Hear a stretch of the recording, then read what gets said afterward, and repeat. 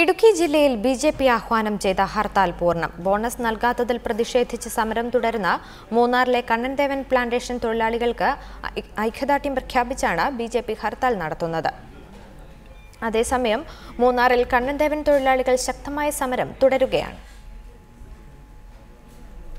കണ്ണൻദേവൻ പ്ലാന്റേഷനിലെ തൊഴിലാളികൾക്ക് ഐക്യദാർഢ്യം പ്രഖ്യാപിച്ചുകൊണ്ട് ബിജെപി ഇടുക്കി ജില്ലയിൽ ആഹ്വാനം ചെയ്ത ഹർത്താൽ സർക്കാർ ഓഫീസുകളുടെയും വ്യാപാര സ്ഥാപനങ്ങളുടെയും പ്രവർത്തനം പൂർണ്ണമായും സ്തംഭിപ്പിച്ചു.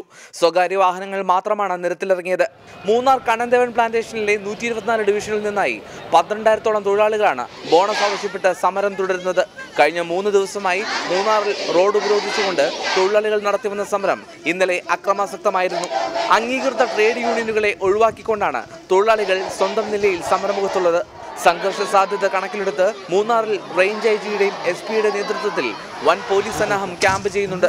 സമരം ചെയ്യുന്നവരിലേറെയും വനിതകളായതിനാൽ എറണാകുളം, കോട്ടയം ജില്ലകളിലെ വനിതാ പോലീസുകാരെ കൂടി സ്ഥലത്ത് വിന്യസിച്ചിട്ടുണ്ട്. അതേസമയം കമ്പനി മാനേജ്മെന്റുമായി തൊഴിലാളി സംഘടനാ നേതാക്കൾ ഇന്നും ചർച്ച തുടരുകയാണ്. 20% ബോണസ് എന്ന തങ്ങളുടെ ആവശ്യം അംഗീകരിച്ചില്ലെങ്കിൽ സമരത്തിൽ നിന്നും പിന്മാറില്ലെന്നാണ് തൊഴിലാളികളുടെ നിലപാട്.